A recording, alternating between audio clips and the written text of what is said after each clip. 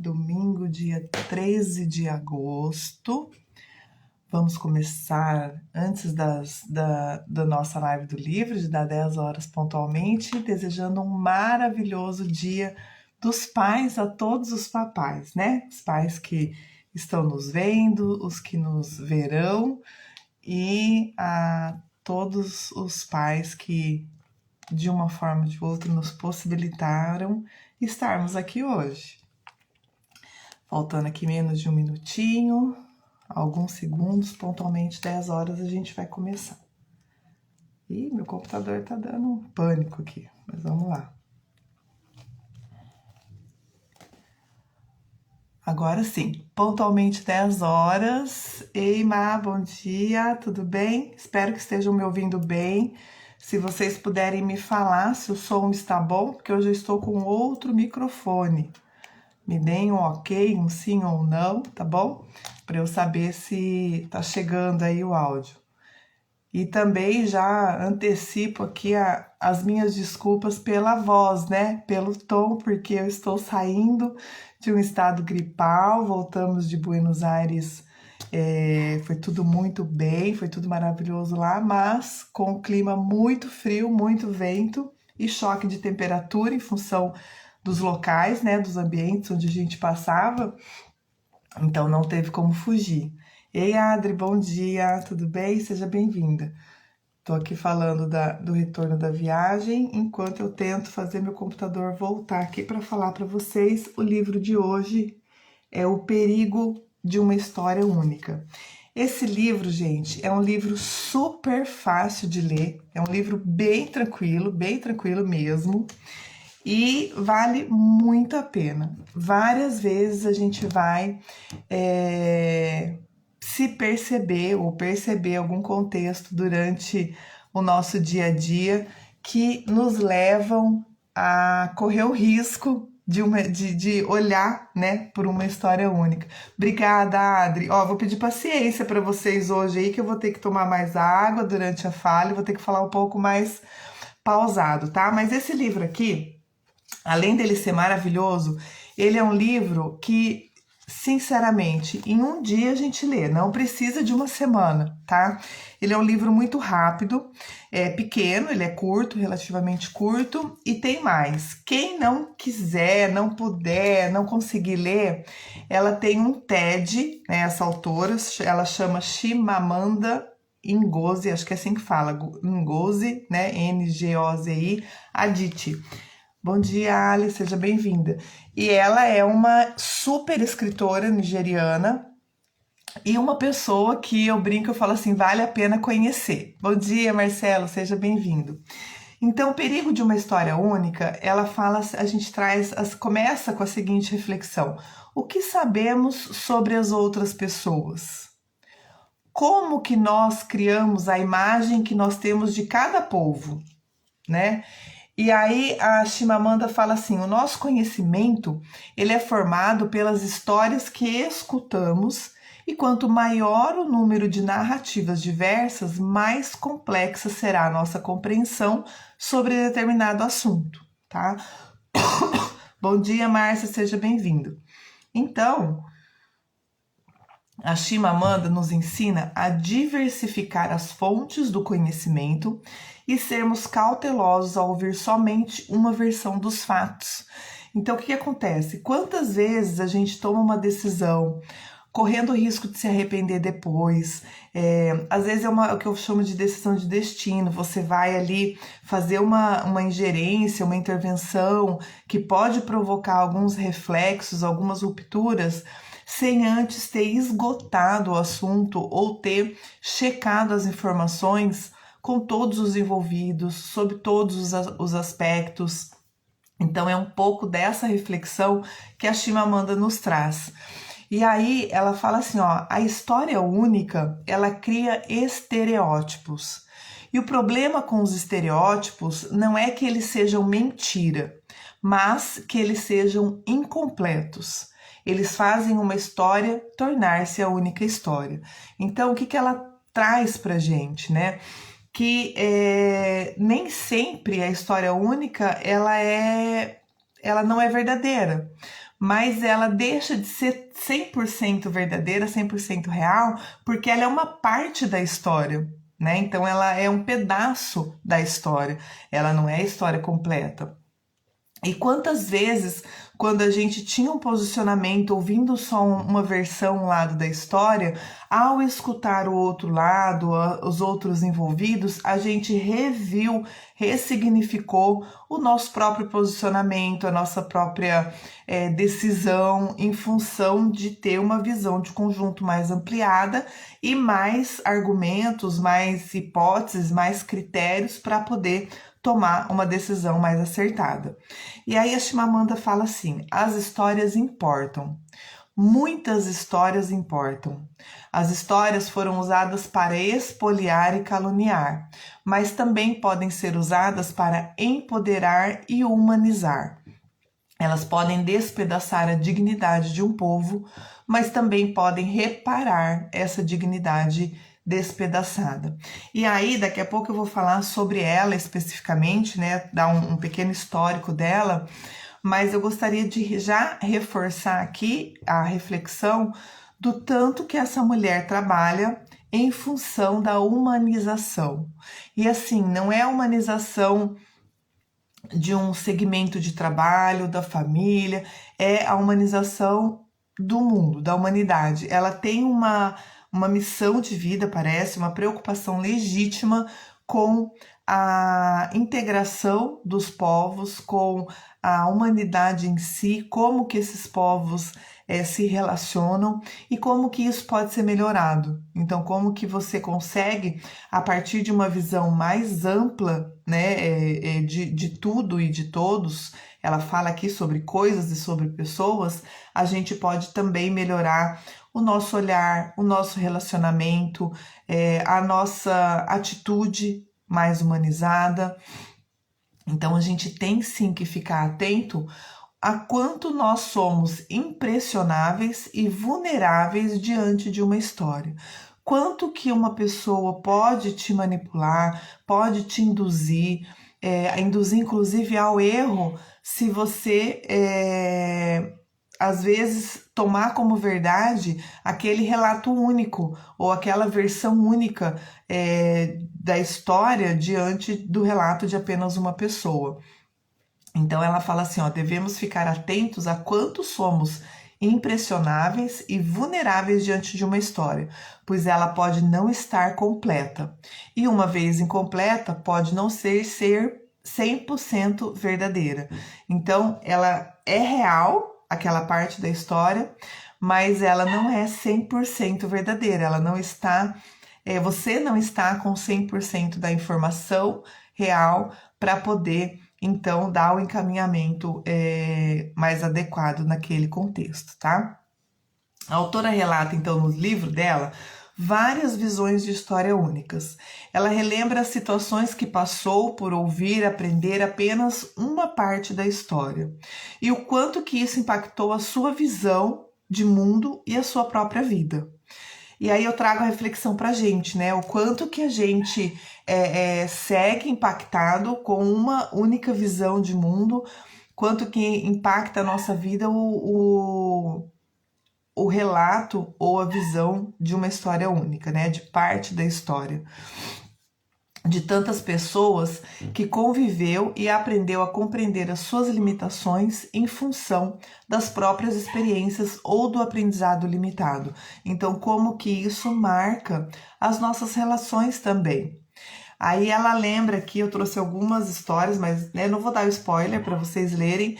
Ela fala do Fid, da sua família pobre. Fid é uma pessoa, um rapaz, né, um moço que trabalhava lá com a mãe dela, e ela sempre ouvindo falar que ele era pobre, que eles eram uma família pobre e tal, e ela tinha uma visão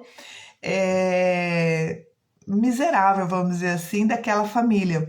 E quando ela conheceu, bom dia, Mônica, seja bem-vinda, foi por algum motivo conhecer lá a família do Fid, ela viu que todos trabalhavam, tinham uma vida digna, e aquilo impactou, né, a impactou porque ela não imaginou que aquele garoto pobre pudesse ter uma vida como a que ela viu lá. Ela fala também da colega de quarto na faculdade americana, né? Que quando ela chegou, a colega dela se assustou por ela saber falar inglês, ela é nigeriana, né? E ela tinha uma visão única, uma história única da própria África, né? E ela fala, ela se sente até um pouco irritada, ela fala do voo, quando ela foi para os Estados Unidos, que eles falaram das obras de caridades feitas na Índia, na África e em outros países.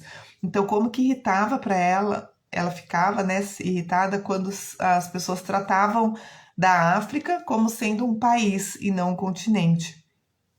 Então, são situações que ela traz no livro, convido vocês a lerem, e ela fala também no TED, conta todo. O livro, gente, é quase que uma transcrição do TED, tá? Então, é muito fácil de ler, muito gostoso e muito rápido também.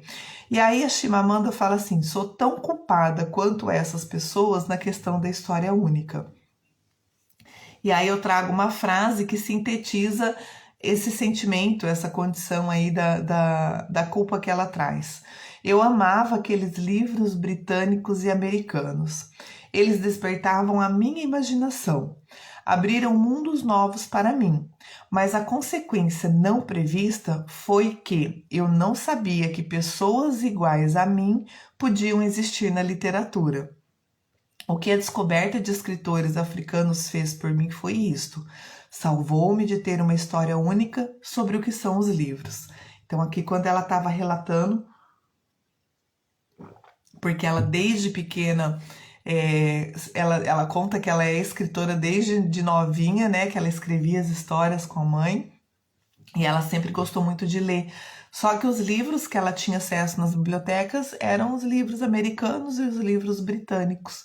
Então ela não imaginava que pudesse ser capaz de ter escritores africanos. E o quanto que descobrir isso a salvou de ter uma história única sobre o que são os livros. E aí depois eu vou fazer uma citação, inclusive, de um escritor africano que com certeza influenciou e deve ter ajudado ela. E aí ela fala assim, ó: é assim que se cria uma história única. Mostre um povo como uma coisa só, sem parar. E é isso que esse povo se torna. Então, o quanto que, ao ouvirmos apenas um lado, uma versão da história, a gente faz com que aquilo seja único. E quantas vezes a gente torna as pessoas com as quais a gente convive um estereótipo, como ela diz, né? E de novo, o problema do estereótipo não é que ele seja mentira, né? Ou que a pessoa não tenha determinadas ações e em determinadas circunstâncias. O problema é que elas são incompletas. Então, esse olhar único de um traço só, uma parte da pessoa, pode muitas vezes fazer com que você tenha uma visão incompleta e não 100% verdadeira daquela pessoa. Bom dia, Andréia, seja bem-vinda. Então, eu quero trazer, né, vou incentivar vocês a lerem um livro ou ouvir o TED dela, mas principalmente essa reflexão daquilo que a gente vem construindo ao longo das lives, da próprio incentivo e motivação para vocês de lerem, né, cada vez mais livros. Ai, desculpa, gente, hoje vai ser assim, hein? Já avisei desde o começo. Mas eu não queria deixar de estar aqui com vocês de novo mais um domingo, né? Então, é impossível falar sobre a história única sem falar sobre poder. Como as histórias são contadas, quem as conta, quando são contadas e quantas são contadas depende muito de poder. O poder é a habilidade não apenas de contar a história de outra pessoa, mas de fazer com que ela seja sua história definitiva. E aí eu acho que a gente tem um grande problema.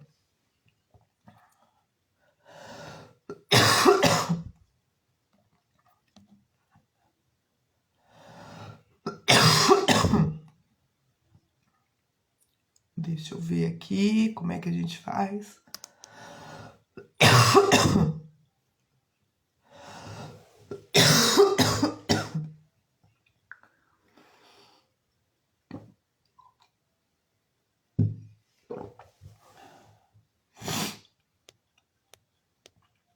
Bom dia, Fátima. Voltou o som? Vamos lá. Vou tentar seguir aqui até o final. Vamos ver se a gente consegue antecipar. Talvez não dure 1 hora em função aí da gripe, que vocês também não são obrigados a ficar me ouvindo tossir, né? O poder é a habilidade não apenas de contar a história de outra pessoa, mas de fazer com que ela seja a sua história definitiva. Então, o quanto que a gente influencia outras pessoas ao falarmos de outras pessoas, ou a induzirmos, né, a pessoa a conhecer, compreender a história única de alguém. E aí é isso que eu quero chamar a atenção, né? Até em relação ao que falamos de outras pessoas. Por que falamos das pessoas? Qual é o contexto? Qual é a nossa intenção? Falamos pensando em ajudar aquela pessoa ou estamos construindo uma história única para ela? E outro posicionamento da Chimamanda que eu adoro, que eu gosto muito, é a condição do olhar também diferenciado para as histórias, porque a tendência, muitas vezes, quando a gente constrói a história única, é a gente ter um olhar mais negativo. É a gente se pegar, às vezes, no traço pior daquela pessoa, ou daquele local, ou daquele contexto. E aí a gente, muitas vezes, tende a distorcer, tendo uma visão negativa ou menos favorecida em relação a tudo. E isso pode até a prejudicar a nós mesmos, né? Porque se a gente só consegue enxergar o pior das coisas, o pior das pessoas, a gente tende a criar uma visão de mundo muito triste, muito pessimista, muito negativa. E isso vai impactar a forma com que a gente se manifesta e principalmente a forma com que a gente se relaciona com as outras pessoas. E a Chimamanda fala assim, ó, insistir só nas histórias negativas é simplificar a experiência e não olhar para as muitas outras histórias que a formaram. Então, né, claro que todo mundo tem os seus defeitos, os locais, os países, as nações têm os seus problemas, mas não é só isso, nunca é só isso, né? Também as pessoas também têm as suas qualidades, os seus talentos, as nações, os governos, os locais, as empresas têm as suas virtudes, os seus talentos, até porque tudo isso são formados por nós, por pessoas, né?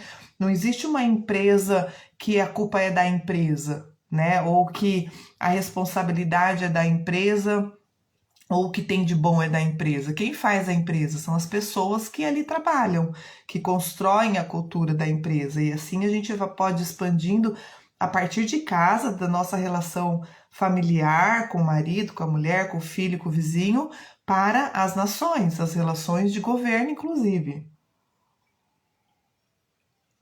É muito importante, então, igualmente importante, falar sobre as outras histórias que não são sobre catástrofes.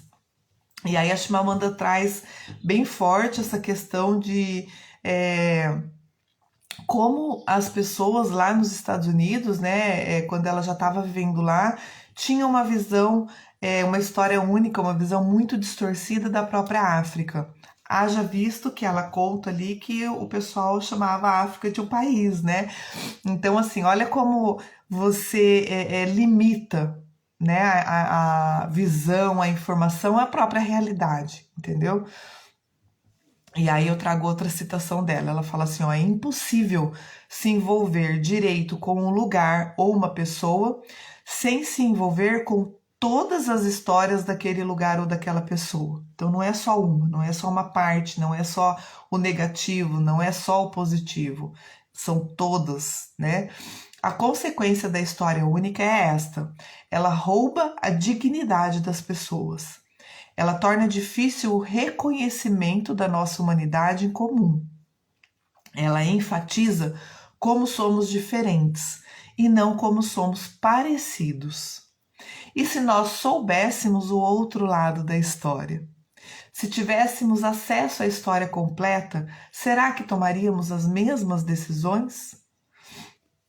Então pensa lá, no dia que você Ficou chateada lá com a sua mãe, com seu pai, ou com o seu patrão, ou com o seu filho? Será que se você ouvisse o lado dele da história, para ter acesso à história completa e não só a história única daquilo que te chateou, você entenderia melhor, tomaria outras decisões, compreenderia o contexto, tomaria as mesmas decisões, mas com um outro sentimento, né, com outro tipo de relação, tentando ajudar a própria pessoa a talvez saber que não precisaria ser feito daquele jeito, poderia, para alcançar o mesmo resultado, fazer de uma forma diferente? Como que seriam as relações? Apesar das histórias negativas do que se conta e da realidade sobre a Nigéria, a autora relembra a incrível resiliência de um povo que prospera apesar do governo e não graças a ele. Então ela fala bastante dessa questão aí da raça, da nação, não só nesse livro, em vários outros e também no próprio trabalho que ela desenvolve.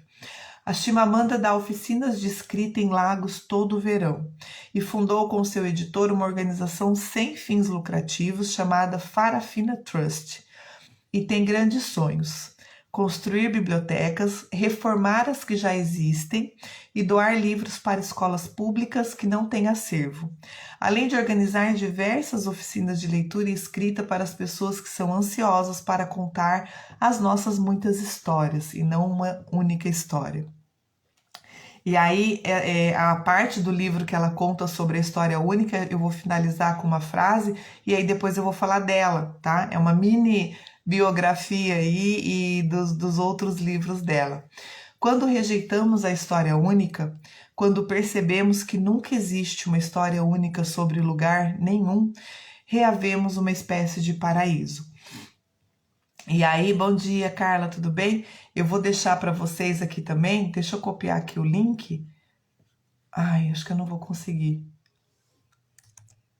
Deixa eu ver se eu consigo copiar o link para vocês, para que eu vou colocar aqui do TED dela, tá bem?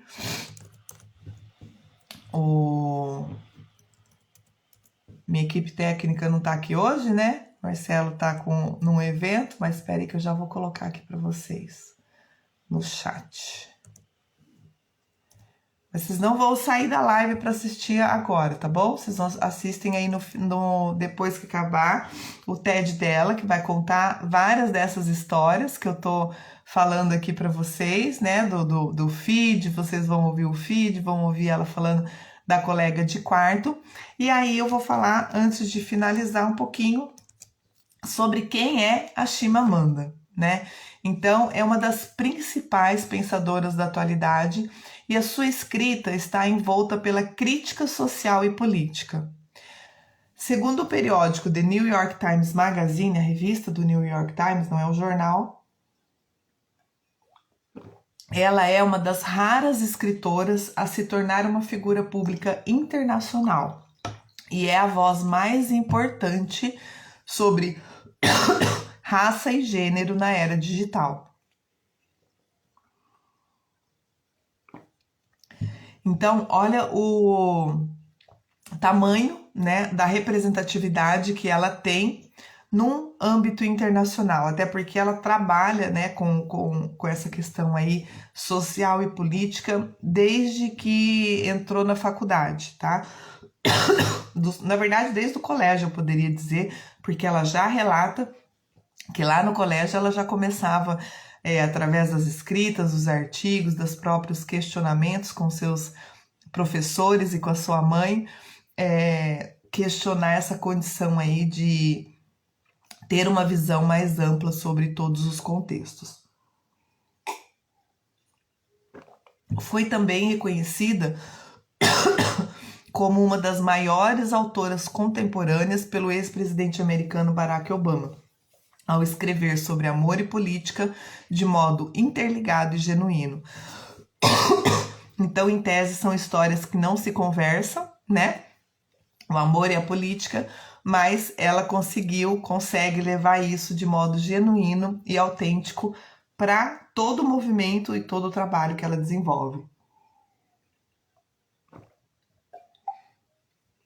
Então ela foi. Agora eu vou falar um pouquinho do histórico dela, tá? E depois a gente finaliza relatando um pouco dos outros livros, de algumas obras que ela escreveu.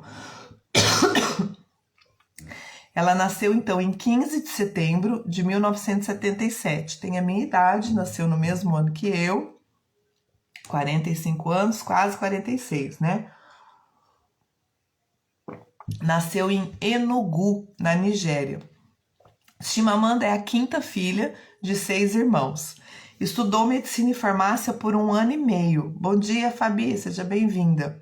Período em que editou a revista The Compass. E essa revista, ela editou ali no campus, vamos dizer assim, para atender os artigos dos colegas dela de medicina e farmácia. Mas ela não deu continuidade, tá? Fez só 1 ano e meio esses 2 cursos. Depois ela se formou em comunicação e ciências políticas na Universidade Estadual em Connecticut. Então ela já, desde nova, desde o ensino médio, que ela foi para os Estados Unidos e ela hoje vive nos Estados Unidos, apesar de desenvolver um trabalho na Nigéria, né? Não deixou aí o seu país, então ela se divide entre esses 2 países. É mestre em escrita criativa pela Universidade Johns Hopkins, em Baltimore, e começou a escrever desde criança. Publicou seu primeiro romance em 2003, O Hibisco Roxo, eu vou falar um pouquinho dele aqui ainda, que foi premiado pelo Commonwealth Writers Prize. Ó, vocês desculpam aí meu inglês, tá? E também foi premiado pelo Hurston Wright Legacy Award. Acho que é assim que fala. Seu segundo romance foi publicado em 2006, Meio Sol Amarelo, e ganhou o Orange Prize for Fiction e o National Book Critics Circle Award.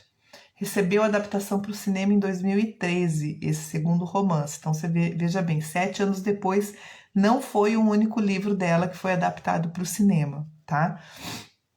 Fez um segundo mestrado em 2008 sobre estudos africanos pela Universidade de Yale, né, que escreve Yale, e lançou sua primeira coleção de contos em 2009. Publicou em 2013 o romance Americana, eleito um dos 10 melhores do ano pelo New York Times Book Review e foi premiado pelo National Book Critics Circle Award, também com direitos adquiridos para o cinema. E assim, ó o crescendo da história dela. Teve obras traduzidas para mais de 30 idiomas e a sua conferência no TED já soma mais de 20 milhões de visualizações. É casada, tem uma filha, divide o seu tempo entre os Estados Unidos, onde ela vive, e a Nigéria, onde ministra workshops de escrita. É uma pessoa que realmente vale a pena conhecer, eu coloquei aqui entre aspas, né? Conhecer para nos motivar e inspirar a escrita completa da história, da nossa história de vida, né? Então não deixar a nossa vida, a nossa história ser contada como uma história única ou parcial, mas sim tudo que a gente faz e continua fazendo e quer fazer para ter uma visão melhor e mais ampla e realmente impactar positivamente outras vidas durante a nossa existência. Vai ajudar a ampliar a sua visão de mundo e a tomar decisões mais assertivas com a visão de conjunto em todo o contexto que você estiver envolvido. Então vale a pena, né, ver aí, assistir o TED dela, quem tiver oportunidade do livro. O livro, ó, ele é assim, ó, quase um pouquinho mais da metade é a transcrição do TED com alguns detalhes a mais. E depois ele faz exatamente isso, traz essa biografia, fala um pouquinho dela e conta sobre as principais publicações, que é o que eu vou falar agora antes de finalizar para vocês, tá? Então, quem chegou depois, eu avisei que a gente talvez não vá, né, dar 1 hora aí, em função da minha voz, do meu estado gripal aí, porque vocês, ninguém merece, né, ficar me ouvindo tossir publicamente aí. Mas a gente trouxe aí o relato, né, falou um pouquinho do livro. E se alguém quiser também perguntar, comentar alguma coisa, fica à vontade aí pelo chat, tá bom? Vou falar então agora as principais publicações dela, tá? O Meio Sol Amarelo, que ela publicou em 2008, ele fala sobre o jogo de poder que o seu pai queria com o personagem principal. Então, o pai da personagem principal queria que ela participasse, a personagem, num jogo de poder ali. E o seu posicionamento contra isso. Então, quando ela rejeita participar desse jogo de poder, começa a criar ali alguns conflitos com o pai, com a família. Então é bem interessante. E é uma narrativa contada por 3 pontos de vista. O romance reúne várias pontas do conflito que matou milhares de pessoas em virtude da guerra, da fome e da doença. É mais do que um relato de fatos impressionantes, mas o relato vivo do caos captado através do drama de pessoas forçadas a tomar decisões definitivas sobre amor e responsabilidade, passado e presente, nação e família, lealdade e traição. Depois tem o Hibisco Roxo, que ela relata lá na escrita da História Única, né? Hibisco Roxo ela lançou em 2011. É um romance que mistura autobiografia da Chimamanda e ficção, onde a autora relata de modo sensível e surpreendente um panorama social, político e religioso da Nigéria atual. É uma história sensível e delicada sobre uma jovem exposta à intolerância religiosa e ao lado obscuro da sociedade nigeriana. Quem relata isso é o J.M. Coetzee, acho que é assim que fala, é um escritor sul-africano, ganhador do Prêmio Nobel da Literatura em 2003, e ele que expõe um pouquinho sobre essa participação dela em Hibisco Roxo. O terceiro que eu quero trazer para vocês é esse próprio Americana, que ela lançou em 2014. Ele relata a história de uma jovem nigeriana que muda-se para os Estados Unidos em busca de alternativas às universidades nacionais lá da Nigéria, que estavam paralisadas em função das sucessivas greves. Além de se destacar no meio acadêmico, a protagonista se depara com a questão racial e enfrenta os dilemas de ser imigrante, mulher e, sobretudo, negra. Então, ela conta ali, ela traz a vida dela, né, a experiência dela. Bem-humorado, sagaz e implacável, Americana é um épico da contemporaneidade. Teve seus direitos para o cinema e venceu o Oscar de melhor atriz em 12 anos de escravidão. Tá? Então, para vocês entenderem bem quem é a nossa querida Chimamanda de Uma História Única. O impacto que ela tem, né, na humanidade, na política social, e que é o que ela trabalha, o que ela desenvolve. E o que eu gosto de frisar, o que eu acho mais interessante, não é que ela tudo o que ela faz em função só do outro, mas ela faz com a experiência de vida dela, né? O que ela vivencia foi a história de vida dela, né? Uma nigeriana que saiu do interior do seu país, foi para os Estados Unidos, teve um impacto na sua chegada lá, em função das histórias únicas que ela viveu ali, e como que ela começou de fato a transformar o mundo a partir da sua vida, da sua experiência. E aí em 2015 ela lança o Sejamos Todos Feministas, e ela é feminista, e acho que vale a pena a gente também estudar um pouquinho mais, aprofundar um pouquinho mais sobre isso, porque ela ressignifica esse termo feminista, tá? Eu acho que é interessante, vale a pena. Eu vou contar aqui um pouquinho dos livros, vocês vão talvez entender um pouco sobre o que eu tô falando, o que eu entendi como sendo uma ressignificação, né, do termo feminista. Então, nessa publicação, Sejamos Todos Feministas, que ela publicou em 2015, ela ressignifica a definição de feminista ao intitular-se uma feminista feliz e africana, que não odeia homens e que gosta de usar batom e salto alto para si mesma e não para os homens. Ela parte da sua experiência pessoal de mulher nigeriana para mostrar que muito ainda precisa ser feito até que alcancemos a igualdade de gênero. Também é um livro adaptado a partir das suas palestras no TEDx, daí não é no TED, né, no geral, TEDx Houston, com mais de 1,5 milhão de visualizações, tá? Então também é outro TED dela que vale a pena ouvir.